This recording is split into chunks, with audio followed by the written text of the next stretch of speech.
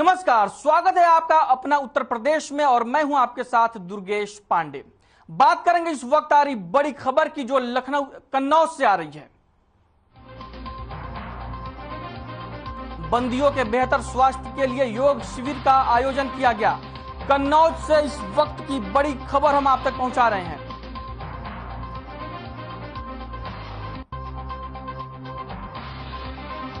शिविर में बंदियों को दिया गया योग का प्रशिक्षण।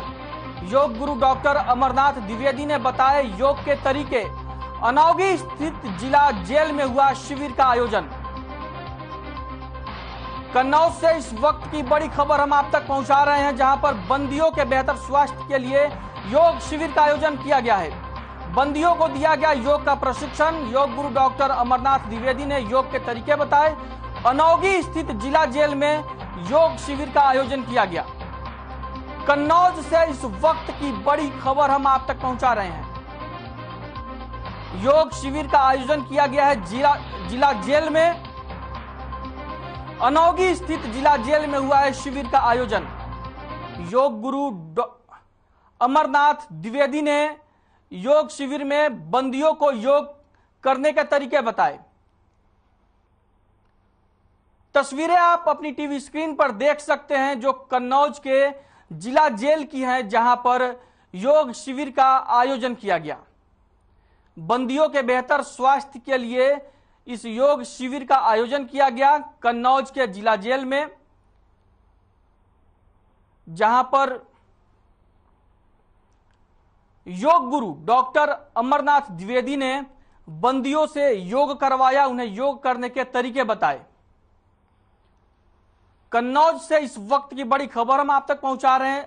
आप अपनी टीवी स्क्रीन पर तस्वीरें देख सकते हैं कि किस तरीके से कन्नौज के जिला जेल में योग शिविर का आयोजन किया गया है।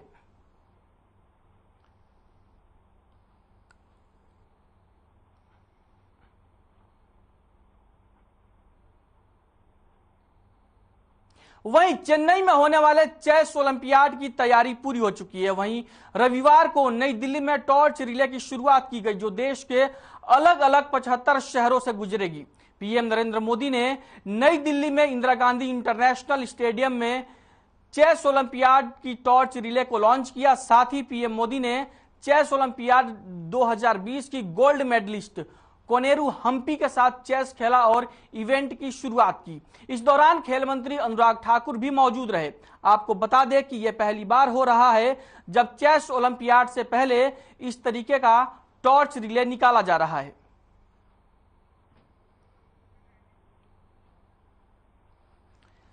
चेस ओलंपियाड से पहले टॉर्च रिले निकाला गया। इसके लिए दिल्ली के इंदिरा गांधी इंटरनेशनल स्टेडियम में पीएम मोदी ने टॉर्च रिले को निकाला और ये टॉर्च रिले देश के 75 अलग अलग शहरों से होकर गुजरेगी। चेन्नई में वर्ल्ड चेस ओलंपियाड का आयोजन होना है, जिसके लिए आज टॉर्च रिले की शुरुआत की गई। टॉर्च रिले की शुरुआत के दौरान प्रधानमंत्री नरेंद्र मोदी ने 2020 की वर्ल्ड चैंपियन कोनेरू हम्पी के साथ चेस भी खेला।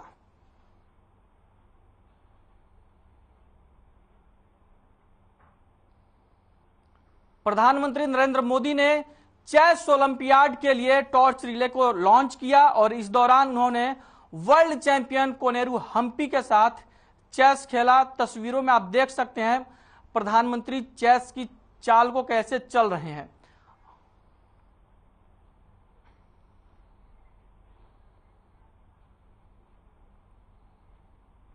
वहीं सेना में भर्ती की नई स्कीम अग्निपथ को लेकर आज भारतीय सेना के तीनों अंगों के प्रमुखों ने एक साथ प्रेस कॉन्फ्रेंस की। इस पीसी में सेना के अधिकारियों ने इस स्कीम के बारे में जरूरी जानकारियां दी।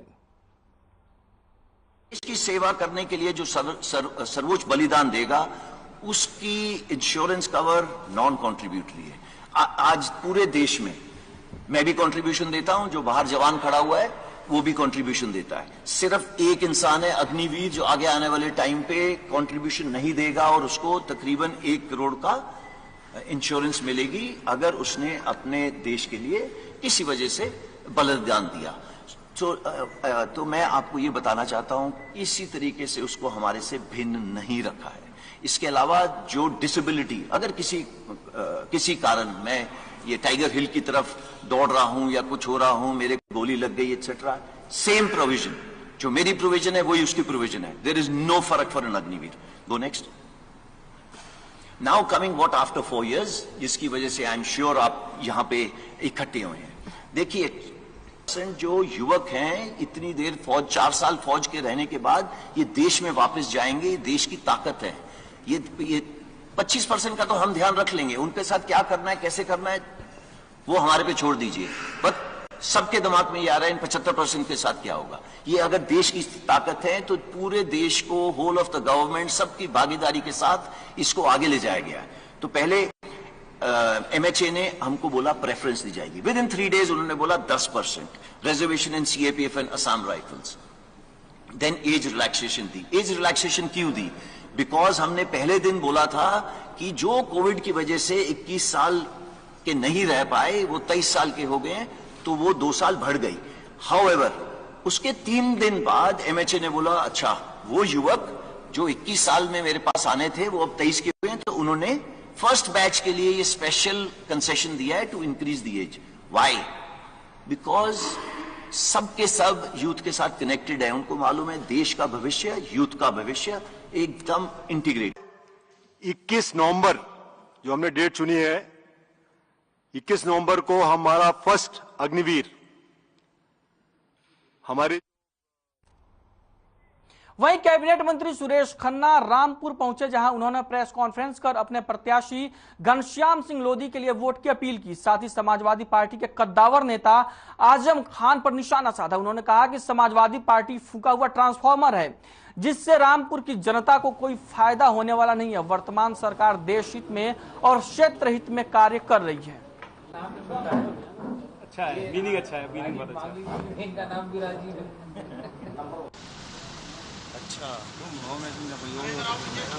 रूप से मैंने कहा ना कि कई बार देखिए, मुख्तार अब्बास नकवी को आप लोगों ने जिताया था सन 98 में, इसके पहले श्री राजेंद्र शर्मा जी को भी आपने जिताया था, तो कई बार रामपुर के लोगों ने जिताया था और मैंने उसी का हवाला दिया। और हम आप लोगों से एक बात और अपील करेंगे कि देखिए, सभी संभावनाएं विकास की, लोग आज विकास चाहते हैं, डेवलपमेंट चाहते हैं, हर आदमी डेवलपमेंट चाहता, क्योंकि उससे सीधा सीधा रोजगार भी जुड़ा हुआ। वहीं लखनऊ के पारा क्षेत्र में अपराधियों के हौसले बुलंद होते नजर आ रहे हैं। दरअसल बीती रात नशे में धुत 3 अपराधियों ने मैरिज हॉल में घुसकर जमकर तोड़फोड़ की। साथ ही मैरिज हॉल के मालिक को जान से मारने की धमकी दे डाली। वहीं इस घटना की पूरी वारदात CCTV में कैद हो गई। वहीं मालिक ने अपराधियों के खिलाफ FIR दर्ज कराई है, लेकिन इस मामले में पुलिस के हाथ अभी भी खाली हैं।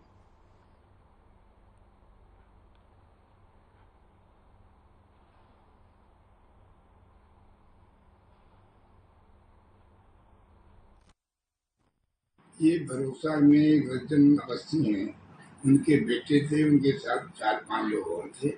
9 बजे यहाँ पर आए, हम लोग अंदर थे, बाहर से उन्होंने गाड़ी रोकी, बिना नंबर की गाड़ी थी, और उसके बाद वो आके अंदर पूरा मेरा हाथ तोड़ ले गए और गाली बकते गए। और उसके बाद उन्होंने कहा कि साले अभी तुम घर नहीं दोगे, कहाँ तेरा मालिक, राजबाबू वस्तु में, और मेरा गार्ड था उसको भी मारा। वो मैंने FIR रात में दर्ज करा दी, पुलिस भी इन्वेस्टिगेशन कर रही है, और पूरा कैमरे में मेरे हाथ फीट हो गया है, सबके फोटो जितने लोग थे। FIR दर्ज हुए आज कितने घंटे हो गए हैं? अभी तक कितने लोगों को पुलिस पकड़ा है, कोई कार्रवाई की है क्या? अभी तो पुलिस कार्रवाई जांच कर रही है, अभी पता नहीं किसी पकड़ा है कि नहीं पकड़ा है। हमारी दुकान नंदेश्वर मंदिर टेढ़ी बाजार के वाले गली में पड़ती है। हम अपनी दुकान का ट्रैक्टर गली में अंदर रखे थे, उस ट्रैक्टर के ऊपर अजीत। वहीं लखनऊ के शहादतगंज में बावली पुलिस चौकी के पास 2 गुटों में झगड़ा हो गया। वहीं दूसरे गुट के एडवोकेट अरुण तिवारी ने पहले पक्ष के लोगों पर धारदार हथियार से वार किया, जिसमें रजनी शुक्ला और उसके भाई राहुल शुक्ला को गंभीर चोटें आईं। पीड़ित रजनी शुक्ला ने बताया कि उन पर पुलिस और वकील मिलकर समझौते का दबाव बना रहे हैं। साथ ही पीड़ित महिला ने इंसाफ के लिए उच्च अधिकारियों के साथ ही मुख्यमंत्री तक से मदद की गुहार लगाई है, लेकिन अब भी इंसाफ नहीं मिला तो पीड़ित महिला ने मीडिया को पूरी घटना के बारे में बताया।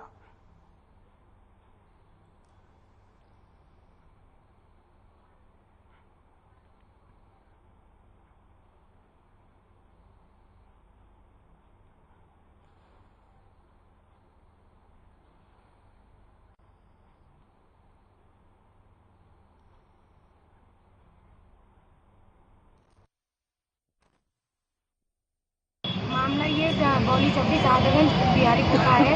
मेरे घर के सामने किराएदार रहते हैं जिन्होंने 15 फ्लैट का मकान में, वो हमसे लाइट और पानी मांग रहे हैं। कल हम पे 16 तारीख को शाम को हमला कर दिया मेरे पर चाकू से। अकेले थे हम घर पे, उसको देखते हुए मेरे हाथ में और पैर में चाकू लगी है और ये देखिए इस तरीके से हुआ है और ये हुआ है। उसके हाथ दिखाइए, ये देखिए क्या मारा है। ये मेरे सर गुम्मा मारा गया है और इस हाथ पे चप्पू मारी गई है। ये पैर। राजधानी लखनऊ में तेज रफ्तार का कहर जारी है। दरअसल डंपर ट्रक ने एक बाइक सवार को जोरदार टक्कर मार दी। इस टक्कर में बाइक सवार कमलेश और उसके बच्चों को गंभीर चोटें आई हैं, जिसके चलते सूचना मिलते ही पुलिस मौके पर पहुंची और डंपर चालक को ग्रामीणों ने पकड़कर पुलिस को हवाले कर दिया।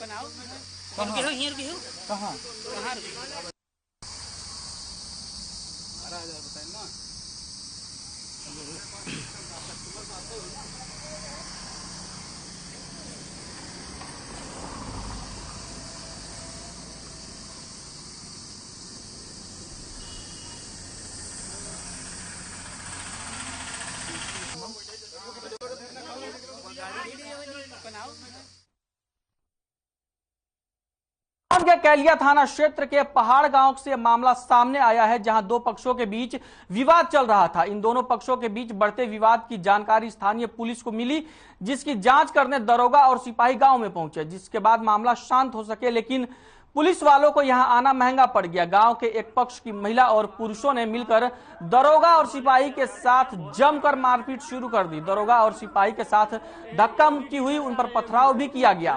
गांव वालों ने दरोगा के साथ हो रहे मारपीट का वीडियो बनाकर उसे सोशल मीडिया पर वायरल कर दिया है।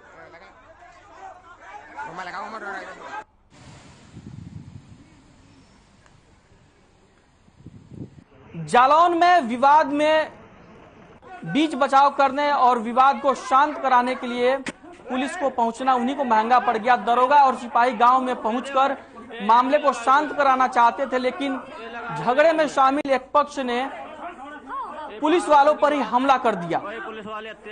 पुलिस वालों के साथ मारपीट की गई, उन पर पथराव किया गया, जिसका वीडियो बनाकर गांव वालों ने सोशल मीडिया पर वायरल कर दिया है। तस्वीरों में आप साफ तौर पे देख पाएंगे कि किस तरीके से पुलिस कर्मियों से मारपीट की जा रही है, उनके साथ धक्का मुक्की की जा रही है।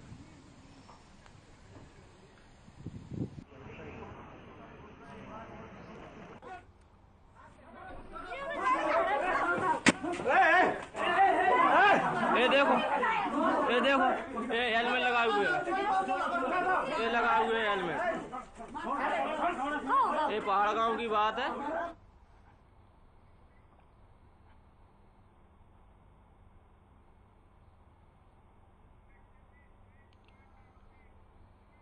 खबर जालौन के उरई से है, जहां दो युवक नदी में डूबने से उनकी मौत हो गई। बता दें कि युवक अपने साथियों के साथ साला घाट पर पिकनिक मनाने गए थे, जिनमें 20 वर्षीय युवक अरबाज का पैर फिसलने से वो नदी में गिर गया और नदी में पानी ज्यादा होने से वो डूबने लगा। जिसको डूबता देखकर उसका दोस्त उवैश उसे बचाने के लिए नदी में कूदा और वो भी अपने दोस्त को बचाते समय डूब गया। आनन फानन में साथ गए दोस्तों ने मदद के लिए शोर शराबा शुरू किया, जिसके बाद शोर शराबा सुनकर आसपास के लोग उन्हें बचाने के लिए दौड़े, लेकिन तब तक काफी देर हो चुकी थी, जिससे दोनों युवक डूब गए और उनकी मौत हो गई।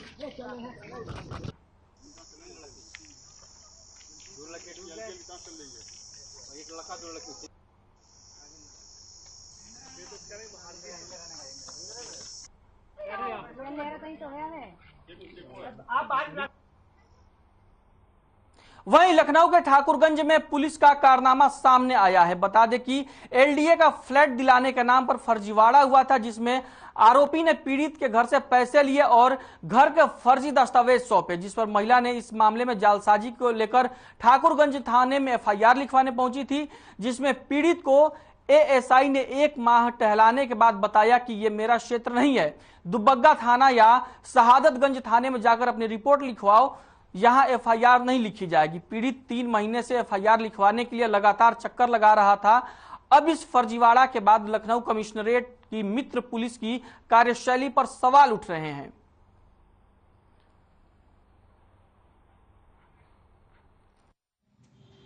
मेरे साथ हुआ है एलडीए का जो फ्लैट होते हैं उसको फर्जी दिलाने के नाम पे धोखाधड़ी और फ्रॉड हुआ है। एक सुल्ताना खातून नाम की लेडीज हैं, दरगाह में रहती हैं, और एक तंबाकू मंडी में रहता है अशफाक, मोहम्मद अशफाक। उन दोनों ने मिलकर फर्जी दस्तावेज बना के हमको दिए हैं और पैसा हड़पाया मुझसे 1,72,000 रुपये। इसके लिए मैंने अपने निकटतम थाना ठाकुरगंज में तहरीर दी थी 15 मार्च को, लेकिन उसके बाद भी थाने से कई बार पुलिस उसके घर पे गई है, लेकिन घर पे मिला नहीं। फिर एक बार वो पकड़ में आया है 29 मार्च को, तो पुलिस ने थाने बैठ के उसको काफ़ी दबाव बनाया, उनको समझाया है, लेकिन फिर उसने बड़े मुश्किल लिखा पढ़ी करी है कि 1 महीने में हम पैसा देंगे, लेकिन 1 महीने के बाद भी वो आया नहीं है थाने पे।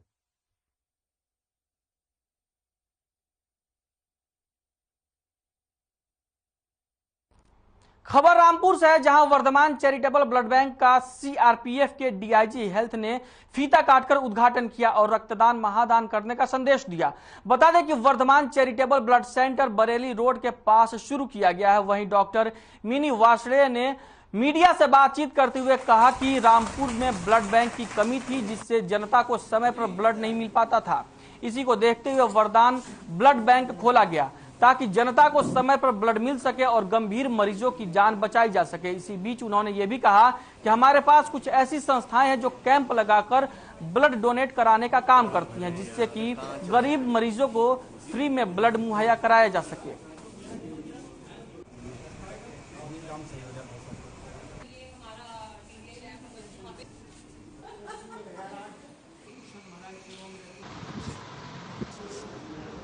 संदेश है कि ब्लड डोनेशन जो है बहुत बड़ा दान जो है महादान है, और इसमें आदमी का जीवन बचाया जाता है। और यहाँ रामपुर में सुविधा नहीं है तो अच्छी थी, इसलिए इन्होंने खोला है, बहुत अच्छा काम किया है। और एक बोतल खून देने के बाद उसको अलग अलग रूप में प्लाज्मा बनाते हैं, होल ब्लड बनाते हैं, उसमें प्लेटलेट अलग करते हैं, तो एक बोतल से 3 आदमी को जान बचता है और उसका इलाज में।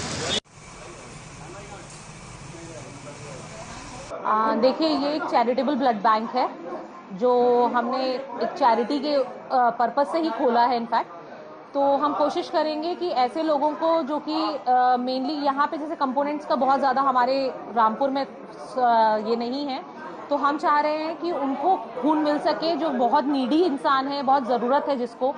और ऐसे लोग जो कि अब देखिए, एक बैग से अगर हम होल ब्लड लेते हैं तो वो एक ही बैग मिलता है, लेकिन जब हम कंपोनेंट बनाते हैं तो एक बैग से हम उसको 3 या 4 लोगों की जान बचा सकते हैं हम।